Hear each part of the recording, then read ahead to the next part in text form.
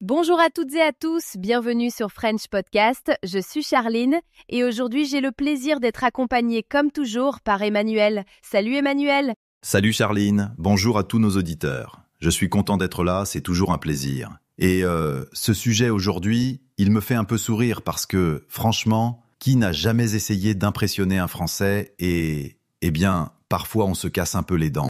Mais oui, et surtout on reçoit plein de questions genre comment tu fais pour bien paraître dans une conversation en français facile ? J'ai encore le souvenir de mes toutes premières interactions avec des étrangers qui débarquent. C'est souvent plein de bonnes intentions et parfois, disons, maladroites. Ouais, et moi, la toute première fois que j'ai tenté un dîner avec une famille française, j'étais persuadé qu'un grand sourire réglerait tout. Mais on va voir, c'est plus subtil que ça, hein. Du coup, Charline, la grande question, qu'est-ce qui impressionne vraiment les Français à ton avis ? Ah, alors là, on commence par le plus basique mais qui change tout, le fameux « bonjour ». En France, si tu rentres dans une boulangerie ou même dans un ascenseur plein d'inconnus, on te regarde bizarrement si tu dis rien. Totalement. Je me suis déjà retrouvé dans une situation très gênante, je crois que c'était à Lille, je savais pas trop si je devais faire la bise ou tendre la main, j'ai fait les deux en même temps, résultat, un quasi-accident donné, des regards un peu paniqués, bref, le malaise absolu. Mais ça, c'est tellement courant chez les étrangers, l'erreur du salut oublié. Et en fait, c'est devenu presque un running gag.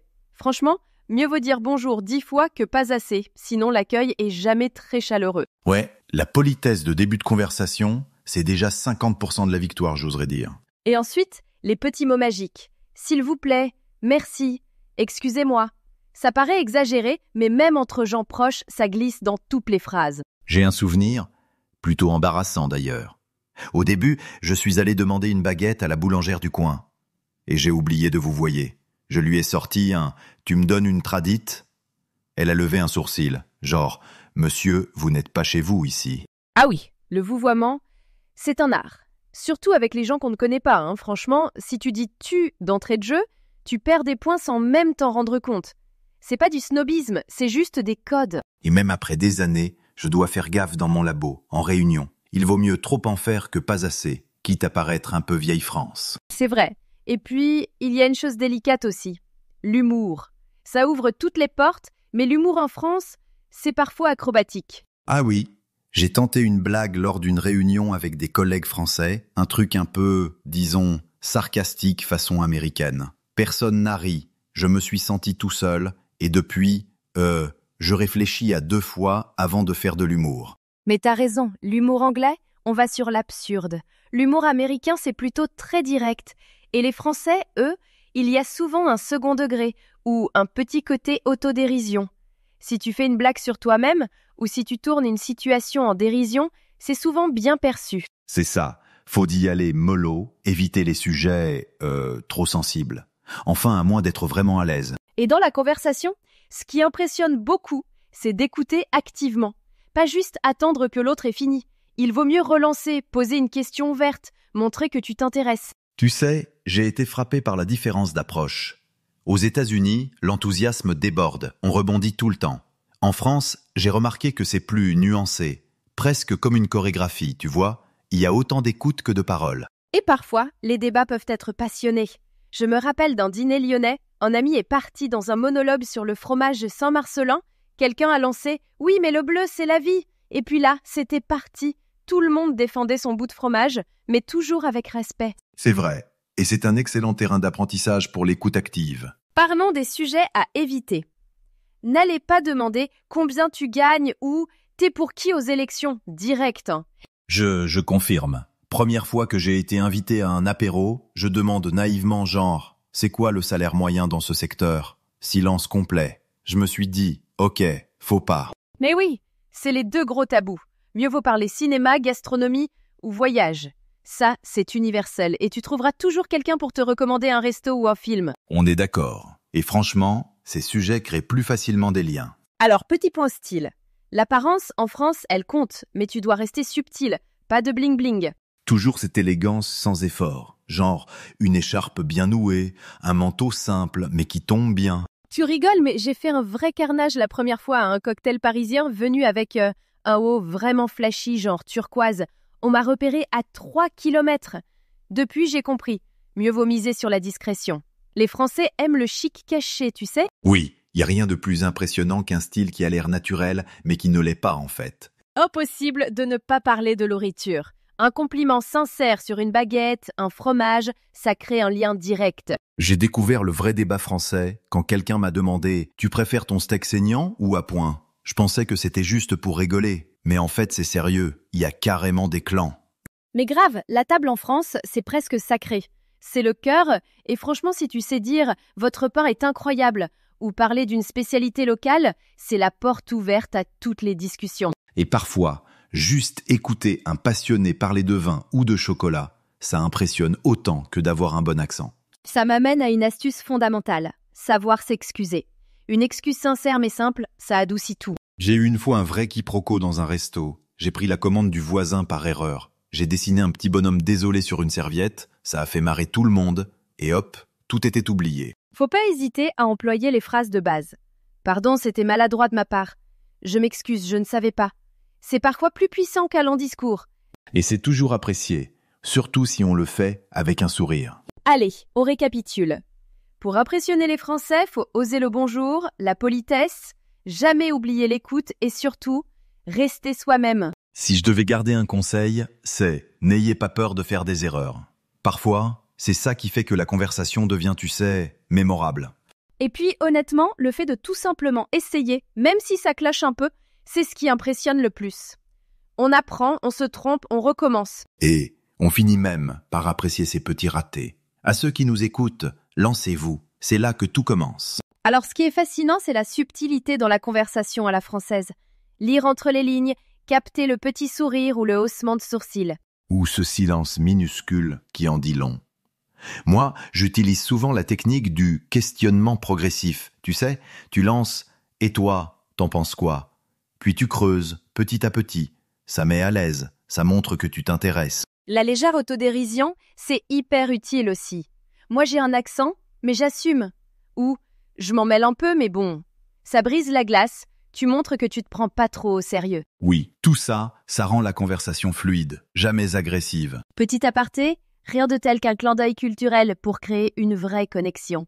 Quelques recherches sur la littérature, le cinéma, la musique, ça change tout. Ah oui, une référence à Jacques Prévert ou un film de Truffaut, ça fait mouche. Même une anecdote sur un monument local, c'est toujours bienvenu. Et c'est souvent les petites subtilités qui impressionnent le plus.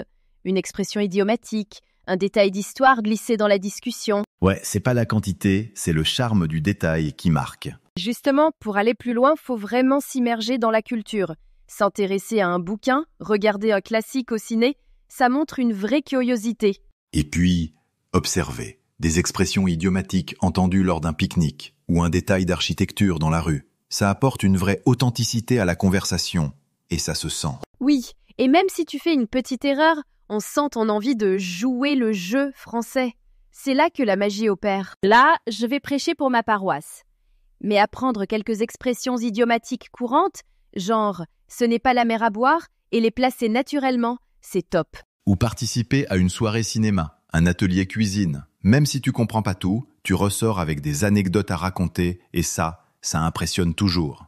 Et puis, poser des questions sincères sur les traditions françaises, c'est aussi un très bon moyen. Plus tu t'intéresses, plus la conversation devient riche. Et ça t'ouvre des portes sur des histoires incroyables. Justement, raconter une petite histoire, perso ou historique, ça capte l'attention. Un détail bien senti, des odeurs, une couleur, un bruit, ça devient encore plus vivant. Oui, et quand l'autre partage une anecdote, n'hésite pas à rebondir. « Ah, mais alors, vous faisiez comment en famille ?» Ou « Ça se passe comment lors des festivals ?» Ça crée vite une ambiance complice. Et franchement, ce sont ces échanges sincères qui restent. On se souvient rarement d'un exposé parfait, mais l'histoire qui donne envie de voyager, ça, oui. On touche cela à l'essence de la culture vivante. Pour une discussion vraiment fluide, il vaut mieux privilégier les questions ouvertes, éviter celles trop intrusives, genre « tu travailles où, t'es marié ?» direct. Et observer le langage corporel. Un hochement de tête, le regard, tout compte. Parfois, on comprend que c'est plus le moment, ou au contraire, qu'on peut approfondir. Montrer une vraie curiosité, juste avec un « et toi, qu'est-ce que tu préfères ?» ça crée déjà un climat agréable. Et donner l'impression qu'on découvre ensemble la culture, c'est la clé, je pense. Alors, exprimer son avis, oui, mais en restant modéré. Les grandes déclarations tranchées, ça passe moyen. J'ai remarqué, utiliser une anecdote, une référence culturelle, ça rend les propos plus nuancés. Et puis, rester humble. Je pense que, mais je peux me tromper, ça fonctionne bien. Oui, et ça évite la prétention, parce que, franchement, personne n'aime les donneurs de leçons. C'est une question d'équilibre, toujours. On va pas se répéter, mais vraiment, savoir doser, c'est tout un art, autant dans les idées que dans le ton. Je dis souvent des trucs comme « je vois les choses ainsi, mais » ou « j'ai lu quelque part que » et ça permet d'ouvrir la discussion sans fermer la porte à l'autre. Et rajouter une petite touche d'humour, une référence à un film ou une chanson, c'est la cerise sur le gâteau. C'est ce qui marque les esprits, sans que ça paraisse forcé. Un dernier truc, c'est de pratiquer et glisser une petite citation, genre Molière ou une référence à un monument, ça fait toujours son effet. Tu sais, la première fois que j'ai parlé du 14 juillet, mais que je me suis planté sur la date, tout le monde a ri. Mais c'est resté un super souvenir de partage, du coup. C'est ça. Observer, s'ajuster, rebondir sur ce que l'autre dit.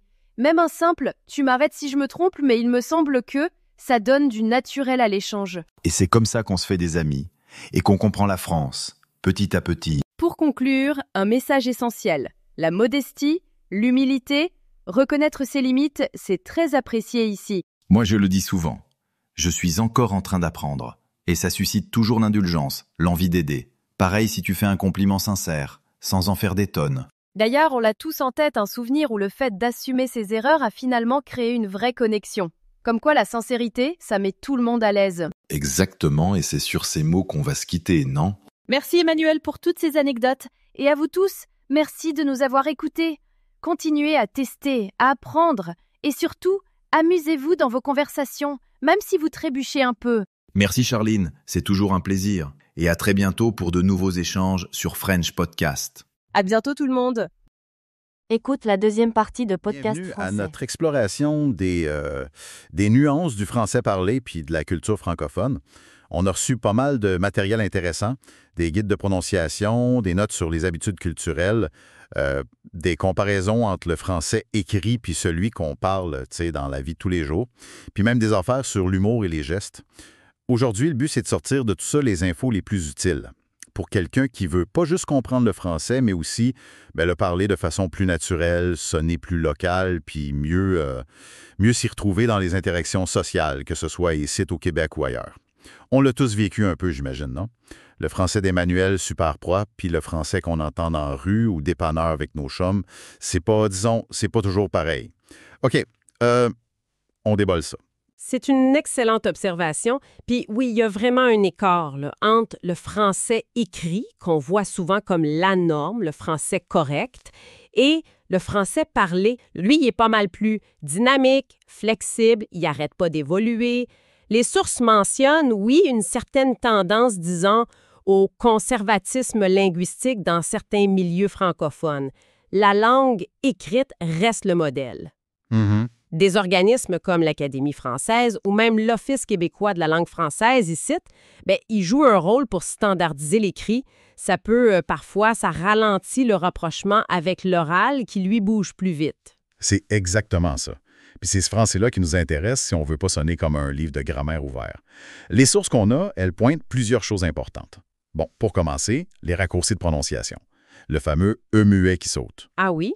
Médecin devient médecin, semaine devient semaine. Une phrase comme « je te le dis », ça peut devenir « je te le dis » ou même « je te le dis » là, en parlant vite. Tout à fait. Puis on voit aussi plein d'élisions qui sont juste normales à l'oral. Je vais devient je vais, ta devient ta. C'est plus coulant, tu sais. Puis une autre affaire intéressante dans les sources, c'est la prononciation du je qui sonne des fois comme che avant certains sons F, K, P, S, T. Ah oui, le fameux chu. Exactement. Je suis fatigué peut faire je suis fatigué, puis je sais pas devient je sais pas. Ça, c'est typique d'un style rapide, informel. Puis la négation. Wow. À l'école, c'est ne pas, mais dans la vraie vie, le ne, on l'entend presque jamais à l'oral. Il n'aime pas ça devient juste il aime pas ça. C'est ça. Je n'en ai plus, j'en ai plus. C'est quasiment automatique dans une conversation relaxe. Mettons, Ça veut-tu dire qu'on peut jamais de la vie l'utiliser? C'est qu'une bonne question, ça. Le neuil n'est pas mort, mais son utilisation, c'est devenu une question de registre, de niveau de langue. Dans une conversation ordinaire, entre amis, en famille, l'enlever, c'est la norme. Si tu le remets, ça peut sonner un peu artificiel, voire snob, mettons. OK. Mais, dans un contexte très formel ou à l'écrit très soigné, ou si tu veux vraiment, vraiment insister sur le négatif, il peut revenir.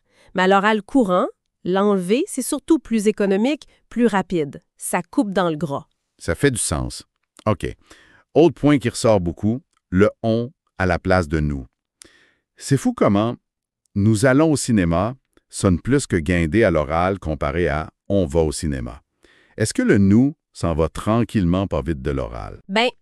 Disparaître, non. J'irai pas jusque-là, mais son usage est pas mal plus limité qu'à l'écrit, c'est sûr. On est tellement plus fréquent, c'est plus simple, souvent plus inclusif aussi. Nous, ça reste pour des contextes plus formels ou quand tu veux vraiment marquer une opposition nous contre eux. Mais pour parler d'une action de groupe au quotidien, c'est on qui gagne haut la main. Puis dans la même idée de simplification, le il impersonnel qui saute souvent, il faut que je parte devient faut que je parte. Oui. Ou il y a beaucoup de monde devient il y a bien du monde. Exactement. Il y a. C'est ça. Côté vocabulaire, là, ça devient intéressant. Le français parlé, surtout ici au Québec, c'est plein d'expressions, de mots familiers qu'on ne voit pas dans les dictionnaires standards, mais qui sont partout. On mange pas toujours. Des fois, on bouffe. Oui. On travaille pas juste on bosse ou on a de l'ouvrage. Une voiture, c'est un char. L'argent, c'est du fric, de la thune, du cash. On aime quelque chose ou on tripe dessus. Ces mots-là, ça donne la couleur locale, tu sais. C'est vrai. Et cette tendance à raccourcir les mots, ça, c'est assez universel dans le français parlé, pas juste ici. Les sources donnent des exemples comme cinéma, qui devient ciné, ordinateur en ordi, professeur en prof, restaurant en resto. Ça fait partie de cette économie de langage, cette recherche de fluidité. C'est moins formel, c'est plus direct. Parlant de fluidité, les liaisons. Ça peut être mêlant pour les apprenants. Les sources insistent sur les liaisons obligatoires, celles qu'il faut vraiment faire pour que ça sonne naturel, comme entre un pronom puis un verbe. Ils ont. On arrive. Oui, essentiel. Ou un déterminant puis un nom. Les enfants, un ami. Mais il y a aussi des liaisons à pas faire. La plus connue, c'est après été. On dit un gars et une fille, jamais est une fille. Exactement. Les liaisons, c'est subtil. Quand c'est bien fait, ça aide à la musique de la phrase. Les obligatoires, il faut les maîtriser. Il y en a d'autres qui sont facultatives. Ça dépend du style, de la vitesse à laquelle tu parles. Puis il y a celles qui sont carrément interdites, comme après été ou entre un nom au singulier puis l'adjectif qui suit. Un garçon intelligent. Forcer des liaisons là où il n'en faut pas, ça sonne tout de suite étranger ou trop appliqué. Et pour remplir les silences, pour sonner spontané, il y a les mots de remplissage, l'éthique de langage. Ah oui. Les, tu sais, fait que genre comme, bon, ils ajoutent pas vraiment de sens, mais ça donne le temps de réfléchir, ça huile la conversation, là. Sans ça, ça sonnerait peut-être trop scripté, pas vrai. Tout à fait. Ça fait partie intégrante du rythme, de la texture du français parlé. Puis pour finir sur la langue elle-même, même la façon de poser une question change beaucoup.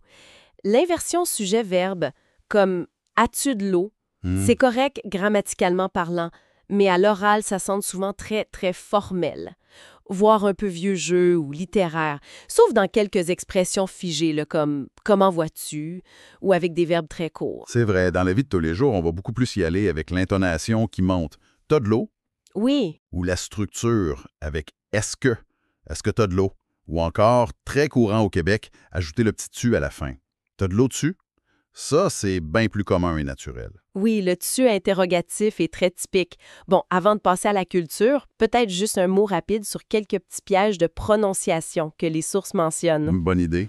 Les consonnes finales, c'est un classique. Souvent, elles sont muettes. Le truc Lucifer, LCFR, souvent prononcé en fin de mot seul, sac, chef, pur. Ah oui, je m'en souviens. Et ça peut aider, mais attention, là, il y a plein d'exceptions puis de variations. Le S et le T à la fin, en général, c'est muet. Bas, mot, po.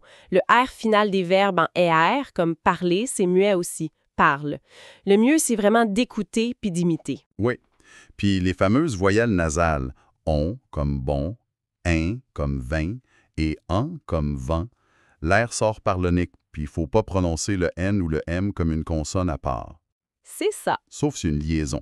Exemple, bonbon, c'est bonbon, pas bonne. Mais si tu dis un bon ami, là on entend le son N à cause de la liaison. Un bon ami. Très juste. Et l'autre défi souvent mentionné, c'est la distinction entre le son I, comme dans si, bouche étirée, et le son U, comme dans su, lèvres arrondies, comme pour faire un O, mais en essayant de dire I. Ouais, celui-là. C'est un son qui n'existe pas dans beaucoup d'autres langues, puis ça demande de la pratique. La différence entre lire et lure ou vie et vue, c'est crucial pour se faire comprendre. Faut pas gêner pour s'enregistrer ou demander du feedback. OK, bon, on a parlé des mots, des sons, un peu de la grammaire parlée, mais maîtriser une langue, on le sait, c'est tellement plus que ça. C'est aussi comprendre comment être, comment interagir dans la culture. Puis c'est là, je trouve que ça devient vraiment intéressant. Absolument. Puis un point qui revient tout le temps dans les sources, c'est l'importance, mais capitale, là, de la politesse. Ça semble vraiment être une pierre angulaire dans beaucoup de cultures francophones, y compris ici. Vraiment. Plus qu'ailleurs. C'est difficile à quantifier, mais disons que c'est très valorisé. C'est pas juste des bonnes manières, c'est vraiment vu comme une marque de respect de base pour l'autre personne. Ignorer ces codes, même sans mauvaise intention, ça peut créer des malaises. Les gens le diront pas toujours, mais ça peut refroidir le contact. Les bases de la base, genre. Ça paraît évident, mais c'est comme non négociable. Ben oui. Toujours dire bonjour en entrant quelque part où il y a du monde, magasin, salle d'attente, peu importe. Dire merci, s'il vous plaît ou s'il te plaît. Puis en sortant, un au revoir, bonne journée, bonne soirée. Puis si tu dois aborder un inconnu, commencer par bonjour, excusez-moi ou pardon, avant même de poser ta question, c'est la clé.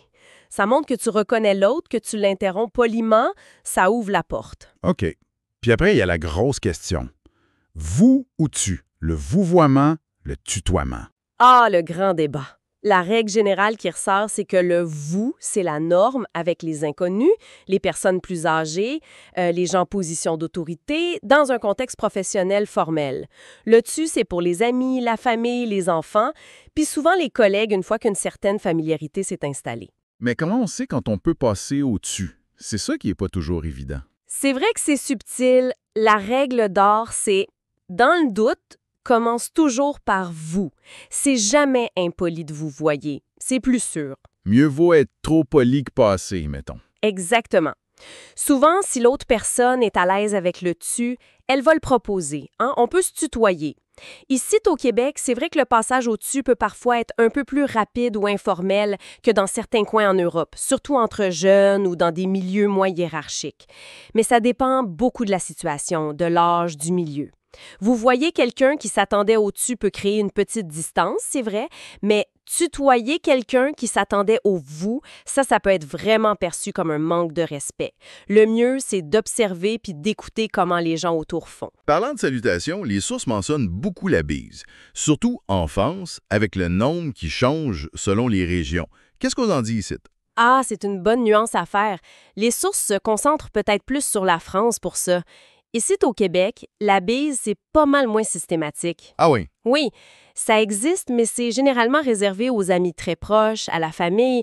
Dans la plupart des situations sociales ou surtout professionnelles, une poignée de main ferme, mais pas trop longue, un signe de tête ou juste un bonjour chaleureux, c'est bien plus courant. Donc, pas de bise à son nouveau boss. Non, vraiment pas une bonne idée. Ça pourrait être assez malaisant. Encore une fois, la clé, c'est l'observation. On regarde ce que les autres font. Très pertinent. Puis au-delà des mots puis des salutations, il y a tout le langage non-verbal. Les gestes. Les sources parlent de gestes typiquement français. Est-ce qu'on les retrouve ici?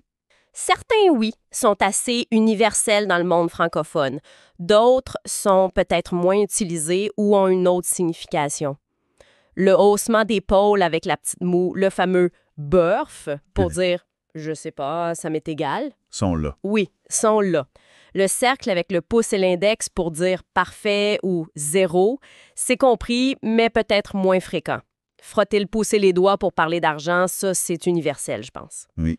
Pointer l'index sur la tempe en tournant pour dire que quelqu'un est un peu fou ou n'a pas toute sa tête, ça aussi, ça se comprend.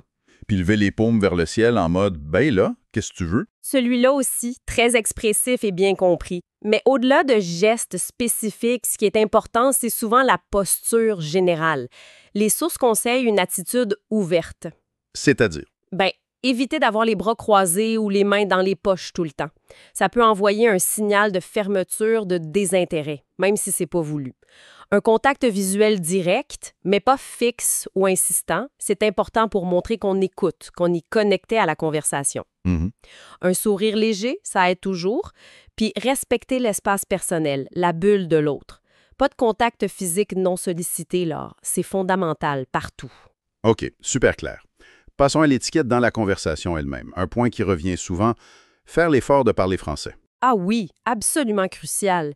Même si le français n'est pas parfait, même s'il est un peu magané au début, faire l'effort, c'est toujours extrêmement apprécié.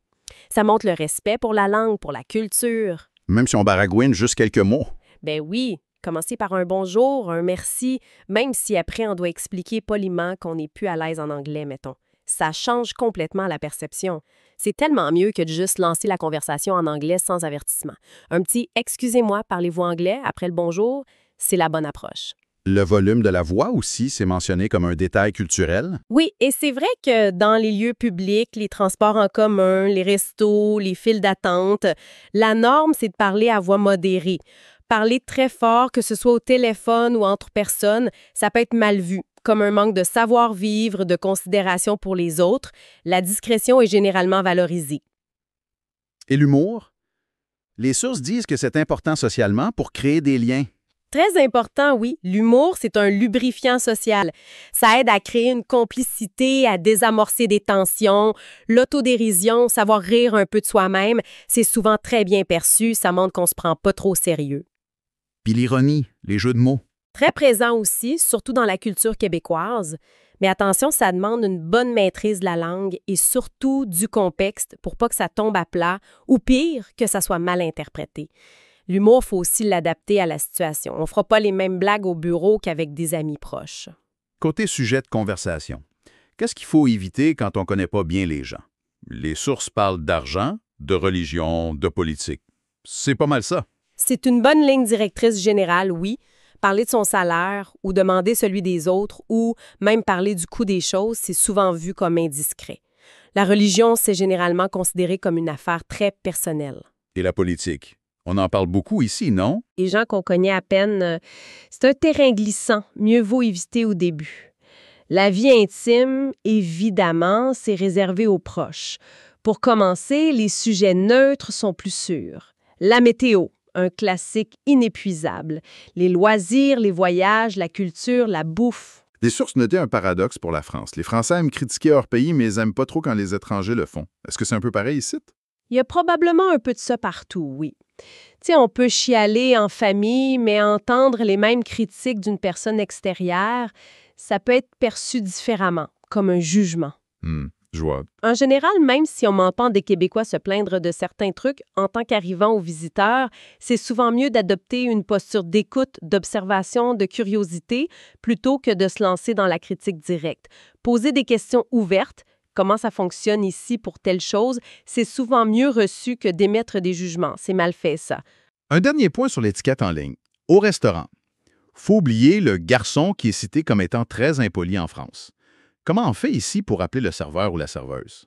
Bien, juste avec la politesse de base. Pour attirer l'attention, un simple contact visuel, un léger signe de la main quand la personne passe ou un « s'il vous plaît » ou « excusez-moi » dit à voix calme quand elle est proche, ça suffit amplement. Pas besoin de crier ou de claquer des doigts, là. Non, ça c'est sûr. Puis si jamais, mettons, on doit retourner un plat, ce qui devrait être pour une bonne raison, faut le faire avec tact, poliment. La courtoisie, c'est toujours la clé. Puis dans une conversation, en général, même si on aime bien discuter puis débattre ici, comment on garde ça agréable, civilisé? L'écoute, c'est primordial.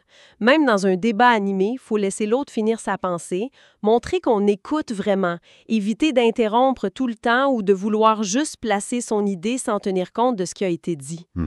La modestie aussi. C'est généralement apprécié. Étaler ses réussites, se vanter, ça peut être mal perçu. Poser des questions à l'autre personne, s'intéresser à ce qu'elle dit, ça, c'est toujours positif. Ça montre de l'ouverture. Culture. On pourrait penser à des expressions comme « avoir les mains pleines » pour dire être très occupé, Oui, parler à travers son chapeau pour dire n'importe quoi, c'est une bonne, ça. se faire passer un sapin pour dire se faire arnaquer ou être vite sur ses patins pour quelqu'un qui réagit vite. Exactement. Ce sont ces images-là, ces expressions colorées qui donnent sa saveur unique à la langue parlée d'ici. Elles racontent une histoire, une culture. En comprendre quelques-unes, puis peut-être même en utiliser une ou deux correctement, c'est souvent un bon signe d'intégration. Bon, OK, si on décide de faire un petit résumé de tout ça, qu'est-ce qu'on retient de notre plongée?